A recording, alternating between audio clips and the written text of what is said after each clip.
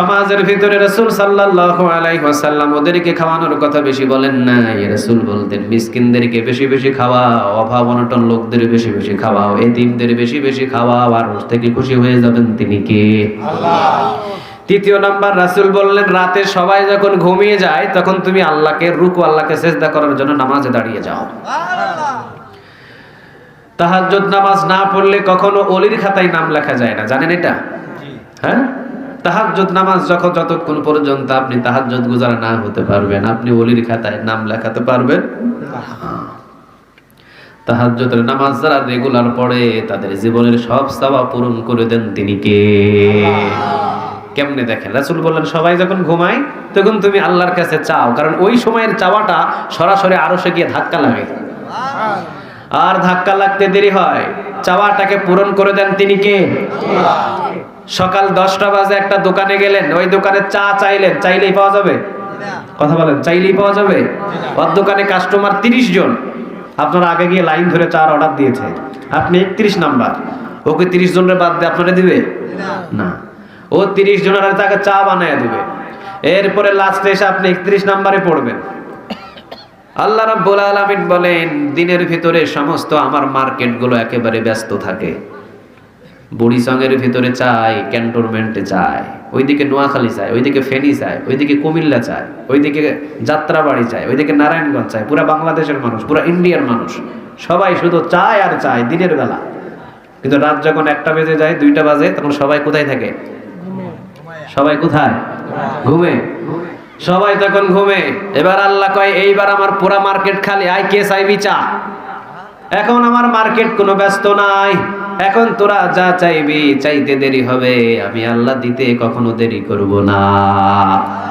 এই জন্য সহিহ হাদিসের বর্ণনা, গভীর রাতের ভিতরে মধ্যরাতে যারা চায় সব চাওয়াগুলো পূরণ করেন তিনি কে? সেই হাদিসের বর্ণনা। সব চাওয়াগুলো আমরা দিনের বেলা চাই, কিন্তু যারা বুদ্ধিমান ওরা এমন সময় চায় যখন সব মার্কেটগুলো বন্ধ, মানে সব মানুষগুলো ঘুমিয়ে, ওই সময় চায়, একদম মার্কেট খালি, চাইতে দেরি, চাওয়াটাকে পূরণ করে দেন তিনি কে? আল্লাহ। এই জন্য রাসূল বললেন সবাই যখন ঘুমিয়ে যায় মদিনাবাসী তোমরা তখন কার কাছে চাও? ছেলে লাগলে ছেলে চাও, মেয়ে লাগলে মেয়ে চাও, বিবির প্রয়োজন হলে বিবি চাও, চাকরির প্রয়োজন হলে চাকরি চাও, যা প্রয়োজন আছে তা চাও আল্লাহর কাছে। গভীর রাতে চাইলে চাইতে দেরি হবে, দিতে দেরি করবে না তিনি কে? আল্লাহ। কিন্তু আমরা চাই হলো বট গাছের কাছে, ঠিক না? আমরা চাই বট গাছের কাছে, বাবা আপনি আমারে দেন, আবার মাজারে গিয়া চাই, আছে নাকি এলাকায়? হ্যাঁ, খবরদার, মাজার কোনো কিছু দিতে পারে না, দেওয়ার মালিক একজন তিনি কে? মাজার জিয়ারত করতে যাবেন, অসুবিধা নেই, জিয়ারত করবেন। কি করবেন? মানে ওখানে গিয়ে জিয়ারত করবেন, আল্লাহ এখানে যত কবরবাসী আছে সব কবরবাসীকে তুমি জান্নাতবাসী করো, এখানে যত কবরবাসী আছে সব কবরগুলো জান্নাতের বাগান বানাও। আমিন। দোয়া করবেন ওদের জন্য, জিয়ারত করবেন, আমি নিষেধ করছি না, কারণ কবর জিয়ারত করা রাসূলের সুন্নাহ। রাসূল বলেছেন যে যত বেশি মৃত্যুকে স্মরণ করে, কবরে বেশি বেশি জিয়ারত করে, তার ভিতরে একটা টমটম টমটম করে ধীরে ধীরে মোমবাতির মতো একটা আলো জ্বালিয়ে দেয় তিনি কে? আল্লাহ। ওইটা হলো ডিম ডিম ডিম ডিম ডিম করে আস্তে আস্তে জ্বলতে থাকে, জ্বলতে জ্বলতে জ্বলতে জ্বলতে এমন ভাবে জ্বলে, মোমবাতি যখন জ্বলে তখন নিচের দিকে মোমবাতি গলে গলে পড়ে না? কথা বলেন, পড়ে? পড়ে। ও যখন বেশি বেশি মৃত্যুকে স্মরণ করবে, বেশি বেশি কবর জিয়ারত করবে, ও যখনই হাত তুলবে শুধু চোখে পানি, ও যখনই হাত তুলবে তখন কলিজাটা নরম হয়ে যাবে। আর যত গান শুনবেন, যত ডান্স দিবেন, যত এই যে অশ্লীল কাজের সাথে লিপ্ত থাকবেন, এটা কঠিন হয়ে যাবে। এটা কি হবে? কঠিন হয়ে যাবে। জীবনে কোনোদিন মাইরা পিড়াও চোখ দিয়ে পানি বার করা যাবে না। আর যদি বেশি বেশি কবর জিয়ারত করেন, বেশি বেশি মৃত্যুকে স্মরণ করেন, তাহলে আপনার ভিতরে টিম টিম টিম টিম করে একটা মোমবাতি জ্বালায়া দিবে তিনি কে?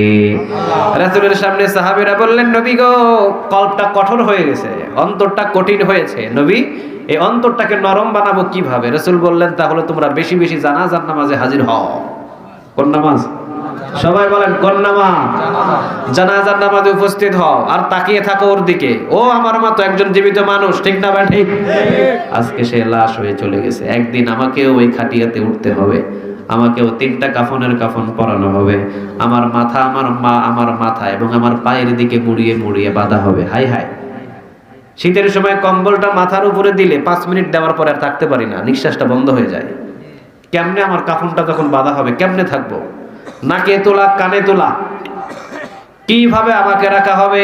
রাসূল বলেন ওই লাশের দিকে লক্ষ্য করো আর নিজের সাথে পরিচয় দাও, আমিও তোর মতোই হব লাশ। ঠিক না? একদিন মাটির ভিতরে হবে ঘর রে মন আমার, কেন বাঁধো দালান ঘর রে মন আমার, কেন বাঁধো দালান ঘর। প্রাণ পাখি উড়ে যাবে পিঞ্জর ছেড়ে, ধরা ধামে সবই রবে তুমি যাবে চলে। বন্ধু বান্ধব যত, মাতা পিতা তারা শত, বন্ধু বান্ধব যত, মাতা পিতা তারা শত, সকলে হবে তোমার পর রে মন আমার, কেন বাঁধো দালান ঘর রে মন আমার, কেন বাঁধো দালান ঘর। আওয়াজ দিয়ে বলেন ঠিক কিনা? এই ঘর, এই বাড়ি, এই টাকা, এই পয়সা এটা আমার নয়, এইটা সব কিছু প্রকৃত মালিক একজন, তিনি কে? আল্লাহ মালিক। আল্লাহ কয় জমিন আমার, আমার আসমান, তোকে অল্প দিনের জন্য কিছুদিন মালিক বানিয়েছি, কিন্তু এটার চিরস্থায়ী মালিক তুই নয়। যে বাড়িতে দাঁড়িয়ে তুই জিজ্ঞাসা করলে তুই কস এটা আমার বাড়ি, ওই তোর বাবাও বলেছিল এটা আমার বাড়ি, ঠিক কিনা? তোর দাদাও বলেছিল এটা আমার বাড়ি, তোর দাদার দাদা দাঁড়িয়ে বলেছিল দরজা এটা আমার বাড়ি, কিন্তু তোর দাদা নাই, তোর বাবা নাই, সব দুনিয়া থেকে বিদায়, তুইও আজকে পরিচয় দিস এটা আমার বাড়ি, ওই বাড়িটা তোর নয়, ওই বাড়িটার মালিক কে? এই জন্য আল্লাহ আয়াতুল কুরসিতে বলেছে লাহু মা ফিস সামাওয়াতি ওয়া মা ফিল আরদ, আসমান এবং জমিনের ভিতরে যা কিছু আছে সব কিছুর মালিক পৃথিবীর কেউ নয়, সব কিছুর মালিক একজন, তিনি কে? আল্লাহ। এই জন্য সাহাবীরা বলতেন নবী কলবটা অনেক শক্ত নরম বানাতে চাই, নবী বলতেন জানাজার নামাজে যাও। সাহাবীরা বললেন নবী গো এগুলো কিন্তু আমল বলছি আমি, আমল করবেন এগুলো। সাহাবীরা বললেন নবী গো যদি জানাজার নামাজে গিয়ে কলবটা নরম না হয়, রাসূল বললেন তাহলে মৃত মানুষকে গোসল করাও। কি করাও? গোসল করাও। মৃত মানুষকে গোসল করালে নরম করে দিবেন এই অন্তরটা, তিনি কে? আল্লাহ। মৃত মানুষকে যখন নাড়াচাড়া করবেন সব পাপ কাজ জাগাত শেষ হয়ে যাবে, জানেন? সব পাপ কাজ জাগাত শেষ হয়ে যাবে। এই জন্য মৃত মানুষকে গোসল করান।